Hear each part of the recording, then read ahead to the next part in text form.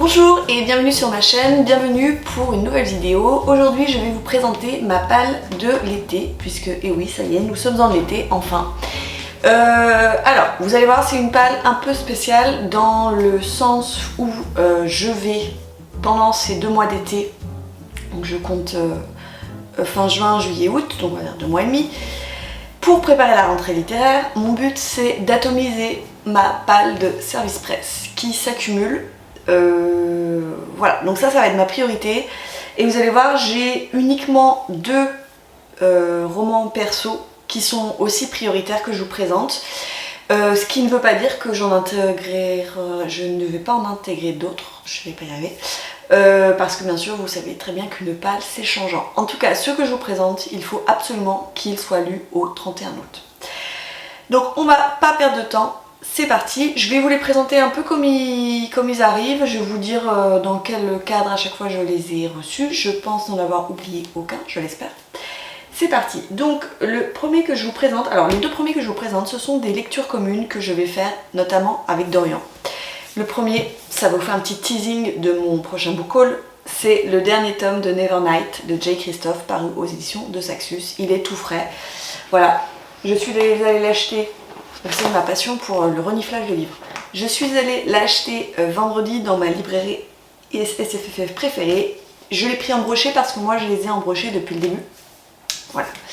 Donc nous sommes à la fin de cette trilogie, je l'espère que ça va se finir en apothéose avec Mia qui cherche, je vous rappelle, à se venger de la mort de son père qui a été exécuté devant ses yeux.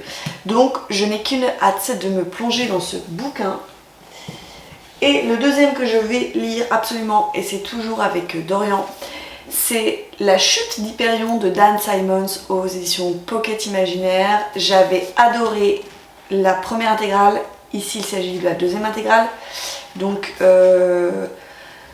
j'avais tellement adoré ma première lecture, c'était tellement bien que nous revoici avec le Grinch, l'espèce de monstre qui est là, et j'ai vraiment qu'une hâte. Il paraît qu'il est encore meilleur que la première intégrale.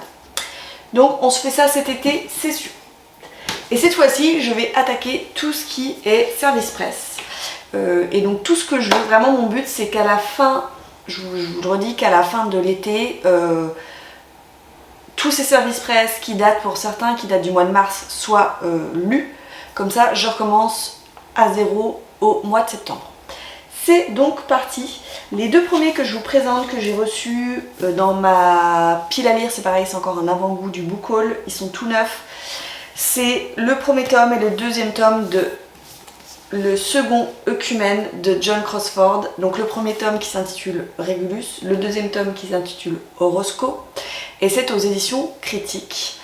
Donc nous sommes dans du space opéra. Je sais que Céline Lecture l'a lu, que Amance l'a lu également, et qu'elles ont toutes les 2 beaucoup aimé. En tout cas, elles ont lu le premier tome. Il y aura 5 tomes en tout. On a déjà un avant-goût des couvertures. Ça a l'air vraiment bien. En fait, on va retrouver des personnages. Donc, il y a un fuyard qui se terre au confond de la galaxie, un amiral qui tente d'insuffler un nouveau souffle à sa flotte, un prêtre, etc. Donc on va avoir une galerie de personnages et j'imagine qu'ils vont se télescoper, qu'ils vont se rencontrer. Donc ces 2 tomes sont prévus pour cet été. Comme d'habitude, je ne suis pas organisée et comme d'habitude, j'ai besoin... je ne sais jamais où poser mes livres, c'est toujours le problème. Le deuxième... Alors je vais vous les présenter ensemble, comme ça ce sera fait. Les prochains livres que je vais vous présenter, que je veux absolument lire, donc ce sont des livres qui m'ont été envoyés par les éditions Tornada, pour lesquels j'ai beaucoup de retard, notamment les premiers. Donc La 4e feuille de Christophe Royer. Voilà. Alors je crois que celui-ci est très bien noté. On suit Sophie qui a tout pour être heureuse, un mari, une belle maison, des enfants, etc. Jusqu'au jour où un secret, je crois, un secret qui date de sa jeunesse ou de son adolescence va ressurgir. Donc c'est du thriller. J'aimerais lire aussi Requiem des ombres de David Ruiz-Martin, toujours aux éditions Tornada, qui est un petit peu plus gros. Alors celui-ci j'ai un peu la trouille parce que j'ai pas lu de super critiques dessus. Donc j'ai un peu peur. Voilà. Alors c'est du thriller fantastique. Donovan, il est auteur à succès. Son frère a disparu et il va déterrer le passé. Voilà. Et le troisième que j'ai reçu également tout frais, c'est Brocélia de Jean-Marc Desnos, toujours aux éditions Tornada. Ici, c'est celui des trois qui me branche le plus. En fait, on va suivre une jeune journaliste qui est passionnée par l'exploration des lieux abandonnés. Elle va passer la nuit dans un manoir dans la forêt de Brocéliande et il va se passer des choses très étranges. Ensuite, je vais vous présenter les romans que j'ai reçus de... En fait, je vais faire comme ça, je trouve que c'est très pratique. De la part de Brad Gellon. Si j'arrive à les choper. J'en ai 3 qui m'attendent dans ma palle. J'ai d'abord le très beau, il est toujours sous blister, hein, qui date du mois de mars quand même, donc ça craint. Alors, pour ma défense, les 2 que je vous présente là, en fait, il y a eu un souci avec Brad Gellon. C'était les sorties du mois de mars qui ne sont jamais arrivées chez moi et donc on les a gentiment renvoyées et je les ai reçues fin avril. Voilà, donc on va dire que ça va, mais ça date du mois de mars. Bon, après c'est intemporel. Edgar Allan Poe, Histoire fantastique, dans cette magnifique... Donc ce sont des classiques qui sont réédités dans une magnifique édition hardback.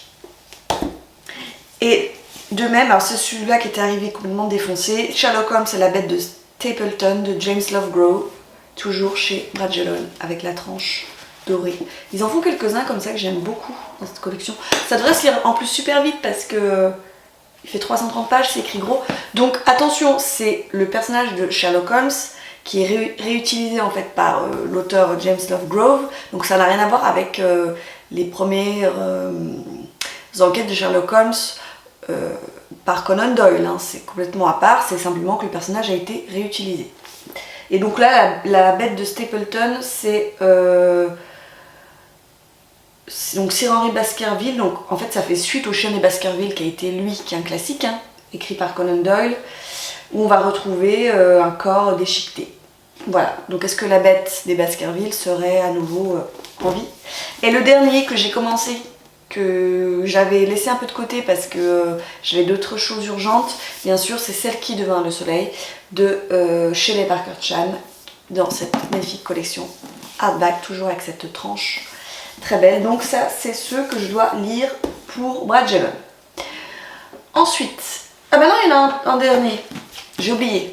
Il y a aussi Ghost Story de Peter Straub, où là, alors souvenez-vous, je vous l'ai présenté la dernière fois dans mon book haul, je l'avais demandé parce que c'est un livre qui a fortement inspiré Stephen King. C'est un de ses livres de référence, donc une histoire de fantôme avec 4 ados. Ça a l'air vraiment passionnant, par contre il est très gros, il fait plus de 600 pages. Donc c'en est tout pour Brad Gellon. Ensuite, du côté de Inceptio, j'en ai 2 à dégommer. Je dois d'abord lire Les Rôdeurs de l'Empire de Guy Roger Duvert. C'est le premier tome où on est avec des espèces de mercenaires qui sont coincés dans une auberge et ils sont attaqués et on ne sait pas pourquoi. Voilà, celui-ci je l'ai lu. Alors je pense qu'il va se lire très très vite parce que c'est écrit gros, il n'est pas énorme. Donc une saga d'heroic fantasy. Donc ça me plaît beaucoup. Et chez Inceptio, il faut également que je lise Royal de Paula Alexander et Edgy Kenyon, où on est dans une uchronie, le roi soleil... Non, je vous dis n'importe quoi. La révolution n'a jamais eu lieu, donc Louis XVI n'a jamais eu la tête coupée, etc. Et on est en 2030 où deux mondes coexistent, la noblesse et le tiers état. Voilà pour mes services presse de chez Inceptio. Ensuite, que je m'organise un peu. Après, si j'en ai 2 à vous présenter, les voilà. J'essaie de vous faire un peu par ordre. Mécanique mort de Sébastien Reiser aux éditions Gallimard dans la collection Série Noire, qui pareil va se lire très vite. Je n'ai lu que de bonnes critiques. Nous sommes dans du thriller. On retrouve Dimitri Gallois qui a passé 3 ans en Asie, qui revient à Thionville, et une vieille guerre des gangs va refaire surface lorsqu'il revient dans sa ville. Et pareil, de chez Série Noire dans la chez Gallimard dans la collection Série Noire, Les Rangers du ciel de Horace McCoy, qui est un beau bébé, hein. Plus de 600 pages. Alors, c'est un peu spécial ce bouquin, parce qu'en fait, au départ, ce sont des des espèces de nouvelles qui ont paru dans des pulp magazines aux États-Unis et ils ont décidé de les rassembler. Donc je pense que ça va être des nouvelles en fait qui vont s'enchaîner. Je suis pas sûre que ce soit vraiment un roman. J'ai pas très bien compris. En tout cas, on suit des Rangers, des Texas Rangers, mais qui sont pilotes d'avion. Donc c'est tout original. Du côté de chez Albin Michel, j'en ai 3 à lire. C'est ça. Alors je vous les prends. Vous remarquerez toujours mon organisation. Donc les femmes du North End de Katarina Vermette, qui a l'air vraiment super cool. Franchement, c'est vraiment des livres que j'ai envie de sortir. Ils me font toujours envie, mais toujours des choses qui s'intercalent entre temps. Mais celui-ci sera lu. Ça l'a vraiment bien. Stella, en fait, elle est réveillée en pleine nuit par son nouveau-né et elle va assister depuis sa fenêtre à une violente agression. Elle va appeler la police, mais quand la police arrive, les assaillants et les victimes se sont tous enfuis. Et en fait, l'autrice va donner voix à 9 femmes et un homme. Et ces 9 femmes et cet homme vont, je pense, on va partir dans le passé. Et ce roman va retracer tous les événements qui vont conduire à cette nuit tragique.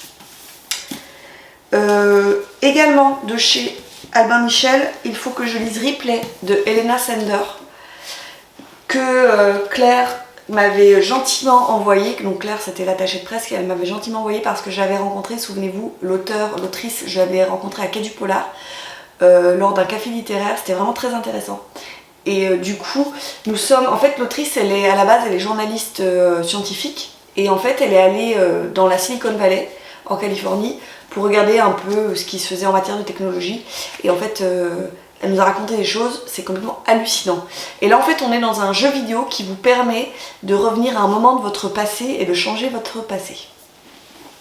Et enfin, le dernier que j'ai à lire de chez Albin Michel, c'est La guerre des marionnettes de Adam Troy Castro. C'est chez Albin Michel Imaginaire. C'est le dernier tome de la trilogie consacrée à Andrea Corte. Je pense que celui-ci, je vais le lire avec Céline et avec Armance, parce qu'il me semble qu'elles l'ont lu ensemble. Peut-être que Dorian l'a reçu aussi, je ne sais plus. Et on avait adoré, donc je pense que ce sera l'occasion de faire une lecture commune. Et ici, nous sommes dans de la science-fiction, j'ai oublié de vous le dire, où on suit Andrea Corte, qui est une enquêtrice qui enquête sur les différentes planètes, dans les différentes galaxies. Et vraiment, je vous recommande, alors bien sûr, il faut commencer du premier tome, hein, mais je vous recommande vraiment cette saga. C'est tout pour Albin Michel. Je vous présente maintenant ce que je dois lire pour les escales. Donc j'en ai 2. Un qui date, mais qui sera lu. Je crois que c'est le plus vieux qui date de ma palle. Il date... j'ai honte de la rentrée dernière, la rentrée littéraire dernière, vous voyez. C'est pas grave, c'est intemporel. Ombre portée. Souvenirs et vestiges de la guerre de mon père de Ariana Neumann, donc c'est l'édition Les Escales. Voilà, et donc en fait on est, je crois qu'on est dans une autobiographie, ou une biographie fictive. Donc on est à Caracas, Ariana Neumann va jouer, en fait elle espionne ses parents, etc. Et en fouillant dans les affaires de son père Hans, elle trouve une pièce d'identité. Elle reconnaît son père jeune homme qui porte un autre nom. Et en fait, je pense qu'elle va se rendre compte que tout simplement son père est un ancien nazi qui a fui après la guerre et qui s'est réfugié en Amérique du Sud. Et le dernier que je dois lire, alors celui-ci je me le gardais vraiment pour l'été parce que le précédent de l'autrice, je l'ai lu l'été dernier, ça avait été un énorme coup de cœur. Donc je réitère avec Été après été de Hélène Hildebrandt. Toujours aux escales. Je vous vraiment lisez Un été à Nantucket, c'était trop bien.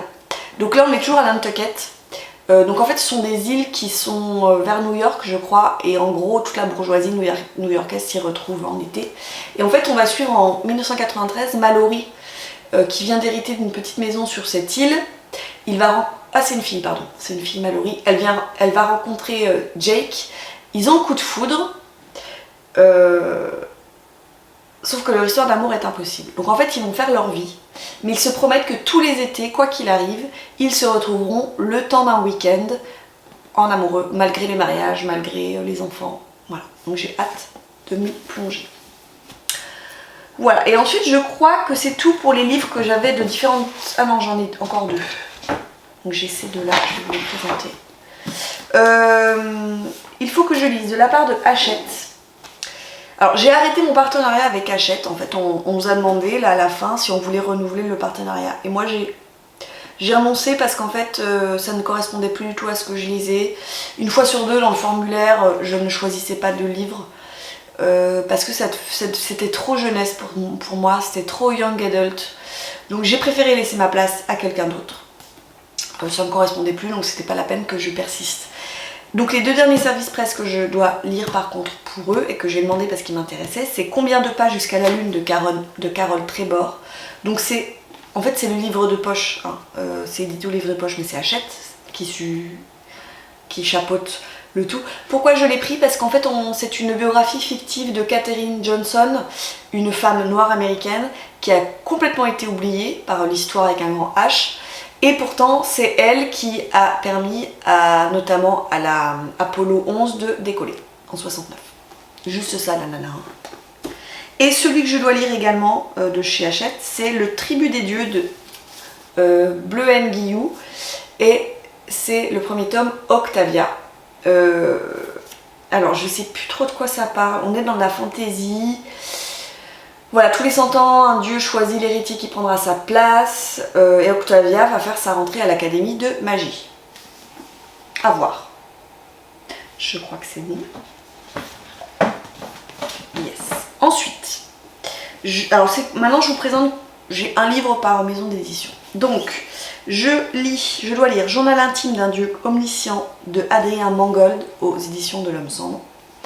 Qui a l'air vraiment pas mal.